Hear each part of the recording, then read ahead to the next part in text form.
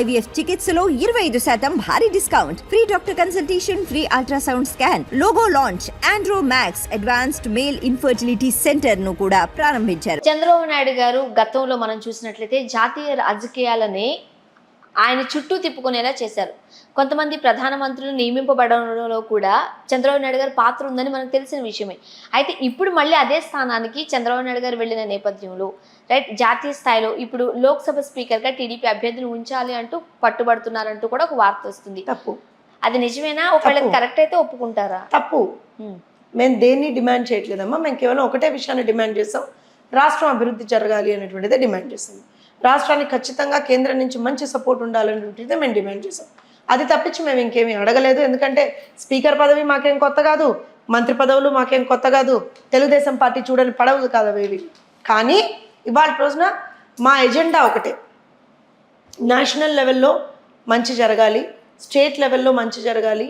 మాకు national aspirations, regional aspirations రెండు ఉంటాయి.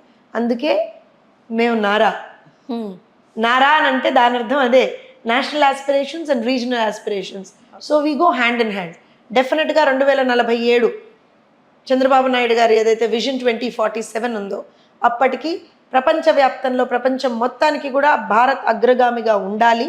అలానే అందులో తెలుగు ప్రజల భాగస్వామ్యం ఉండాలి, తెలుగు రాష్ట్రాలు రెండు కూడా 1-2 స్థానాల్లో ఉండాలి అనేటువంటి ఒక దృఢ నిశ్చయంతో మేము ముందరికి వెళ్తున్నాం. దాని గురించే మేము పనిచేస్తున్నాం. So we are here to fulfil our 2047 vision.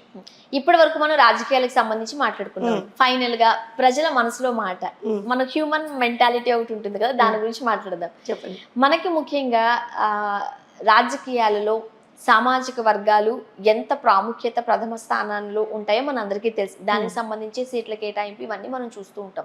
ఇప్పుడు 2 సామాజిక వర్గాలు కలిసి పనిచేస్తున్నాయి. బీజేపీ విషయం ఒకసారి పక్కన పెడితే, సో ఎప్పుడు యాచించే స్థితిలోనే ఉంటామా, శాసించే స్థితిలో మనకి రామా అంటూ కాపు సామాజిక వర్గం అంటుంది. పవన్ కళ్యాణ్ గారికి ఇప్పుడున్నది చాలా బాగుంది, అందరూ హర్షిస్తున్నారు. కానీ ఇదే ఒరవడితో నెక్స్ట్ 5 years వీళ్ళు ఉంటారా? ఏం జరగబోతుంది? తెలుగుదేశం పార్టీ కానీ లోకేష్ గారిని ముందు నిలబెట్టాలని చంద్రబాబు నాయుడు గారు చూస్తున్న నేపథ్యంలో పవన్ కళ్యాణ్ గారిని వెనక్కి ఒక విషయం చెప్తానమ్మా, there is no competition between Pawan Kalyan garu and Lokesh గారు. ఓకే, ఫస్ట్ అది అర్థం చేసుకోవాలి. వాళ్ళిద్దరూ ఒక బ్రదర్లీ రిలేషన్షిప్ లో ఉన్నారు. సో ఎవరు ముందర ఉన్నా సరే ఇంకోళ్ళు ఆనందిస్తారు.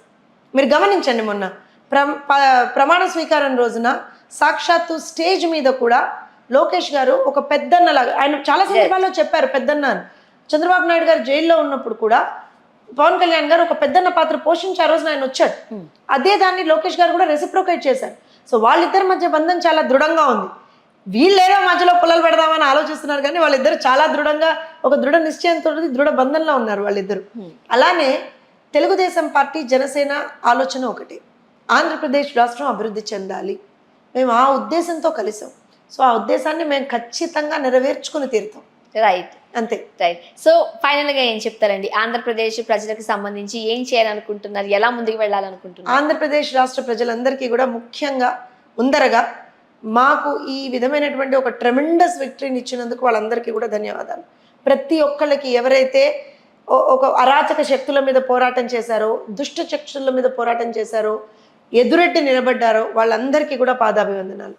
Telugu Desam party, Janasena party, Bharatiya Janata party కార్యకర్తలకి నిజంగా సాల్యూట్. వాళ్ళు చూపించినటువంటి పోరాట పటిమ ఎవ్వరికి అంటే ఎక్కడా కూడా మనం తీసేయలేం. ఇవంతా జరిగిన తర్వాత ప్రజలు మీరేదైతే మా మీద ఒక నమ్మకాన్ని పెట్టుకున్నారో, ఇంత గొప్ప మ్యాండేట్ మాకు ఇచ్చారో దాన్ని నెరవేర్చుకుంటాం. ఖచ్చితంగా మీరు మా మీద పెట్టుకున్నటువంటి నమ్మకాన్ని ఎక్కడ వమ్ము కానియం. మీకు మాట రాకుండా చూసుకుంటాం.